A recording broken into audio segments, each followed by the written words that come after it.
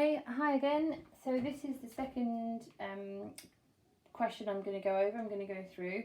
This is a slightly more complicated example than the first one in the last video. I've taken this question from the AQA textbook, page 118, summary questions part B. If you look at those questions, so page 117 and 18, you can see a worked example. And then if you have a look at that and then my video, and you should be able to go through the rest of them yourselves.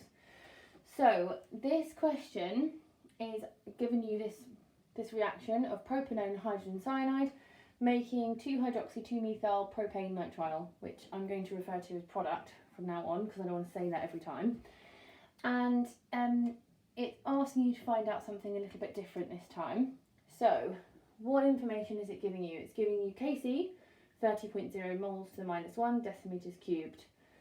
It's giving you, saying that you start with 2 moles of propanone and the volume is 2 decimeters cubed. And then it's asking how many moles of hydrogen cyanide are required to make 1 mole of product. So what this is asking is how many moles of hydrogen cyanide do you need to start with to make 1 mole of product. Now, the reason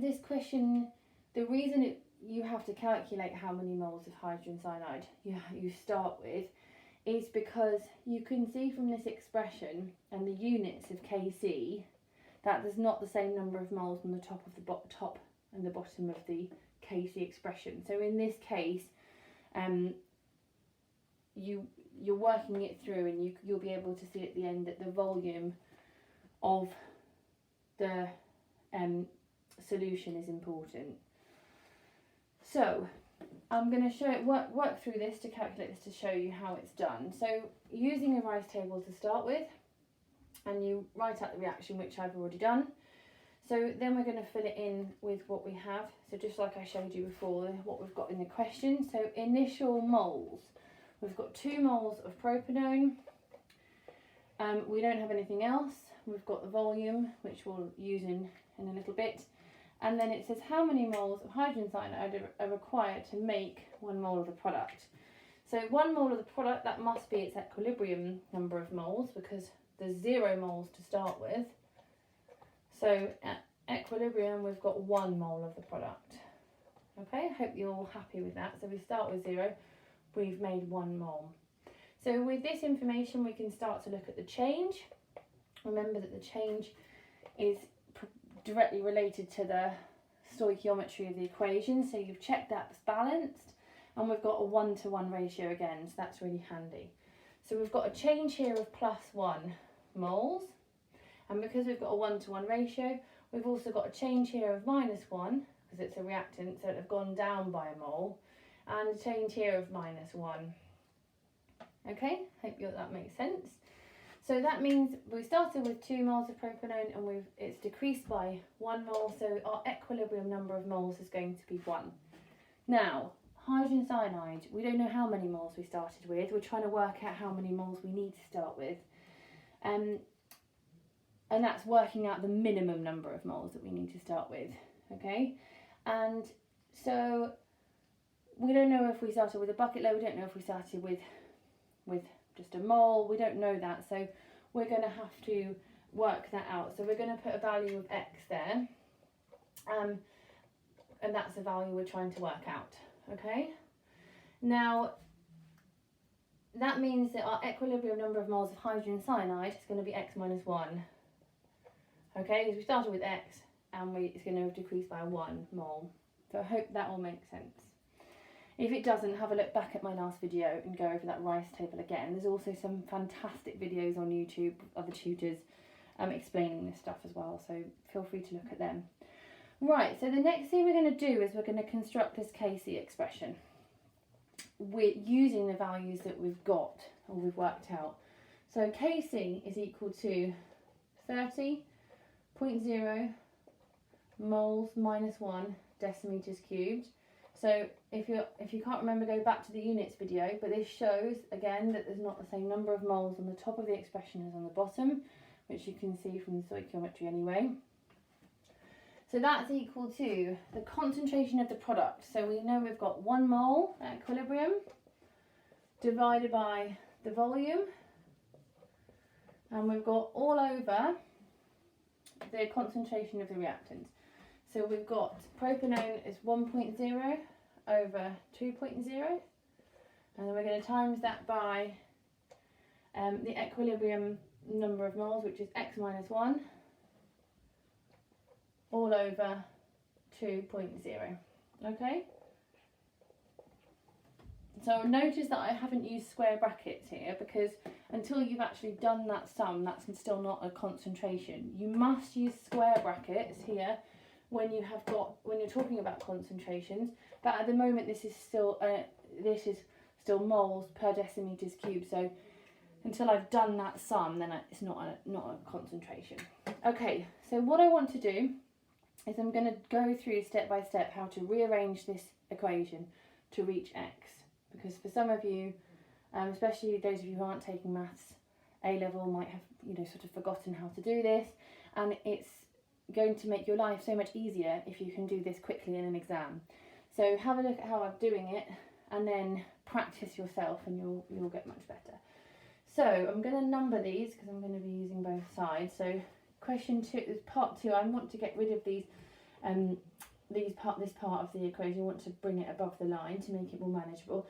So all I'm going to do is times both sides of the equation by everything on the bottom.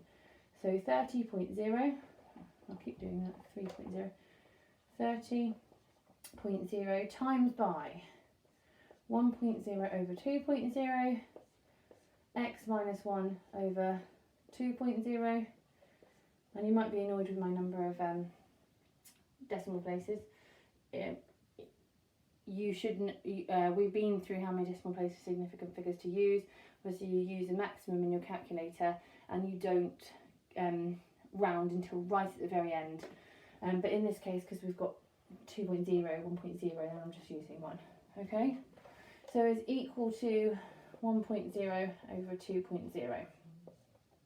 Okay, hope that makes sense. I've just times both sides by everything on the bottom. Now the next stage I'm going to do is I'm going to do the parts of the sums that I can do. So I can do this part and I can do this part, and then I can, so I'm going to do that part and that part. So part 3, I've done 1.0 divided by 2, which is a half, and times it by 30. So 30 times a half is 15.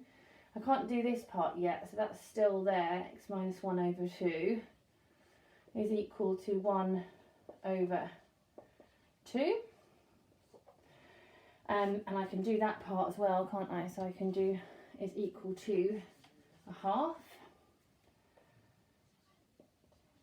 Now that step there, for many of you would have just cancelled that 2 on both sides, which is absolutely fine. You can do that, it's not a problem. Sometimes I've taught these kind of things in the past and people don't understand how to get to that step, so I'm just offering a different explanation. So the next thing I'm going to do is get rid of this 2.0 on the bottom. So all I'm going to do is times both sides by 2. So 15, still x minus 1, because I can't do anything with that, is equal to 0.5 times 2, which is 1. Half times 2 is 1. So the next thing I want to do is to expand these brackets to get x, try and get x by itself. So I'm going to times, so to do that I have to times everything in the brackets by 15. So 15 times x, 15 times minus 1. So 15 times x is 15x. 15 times minus 1 is minus 15. And that's all still equal to 1. I haven't done anything that side. So the next thing is I want to try and get 15x by itself. Always just trying to get to the point where I've got x on its own. So I'm going to add 15 to both sides. So I've got 15x is equal to 15 plus 1 is equal to 16. Okay, so now I want x by itself. 15x is not really any good to me. So I just divide both sides by 15 to get x by itself. So x is equal to 16 divided by 15.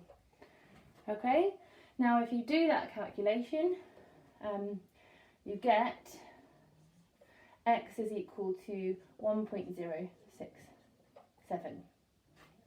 So what that means is that you need 1.067 moles of x to start with in order to make 1 mole of product. And that's because, as I said, this relates back to because the number of moles on the top and the bottom of the Kc expression are not the same, then in this case the volume does matter, so that you have to adjust the number of moles proportionately. So X is equal to 1.067, so initial moles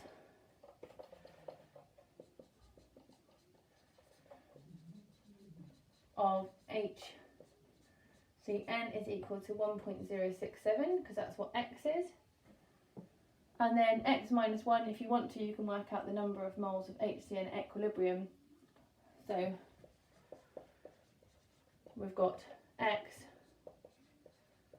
minus 1 is 0.067 moles. Okay, so I hope that's helped work through those. So like I said before, make sure that you've done all the examples of these you can find, so that you are quick at doing those in the exam, because you don't want to be wasting valuable minutes on remembering how to rearrange formula. Okay, thank you.